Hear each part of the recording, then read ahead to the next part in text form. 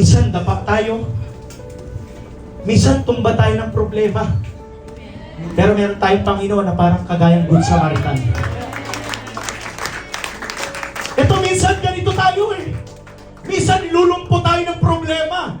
Minsan pinapahiraman tayo ng mga sirkumstansya. Pero huwag ka mag-alala. Darating at darating sa mundo ng buhay mo na mayroong Samaritano na tutulong sa'yo na kagaya ng ating Panginoon na kahit tumba ka na, lumpo ka na, tumba na ang buhay mo, spiritual, physical, huwag kang mag-alala, mayroong Panginoon na tutulong sa'yo. What the Bible says, Jeremiah chapter 29 verse 11, I have plans towards you, plan to prosper you. Plan to prosper you and not to harm you. Plans to declare you with hope and for your future. Church, listen to this. Kailanman hindi tayo iniwan ng Panginoon.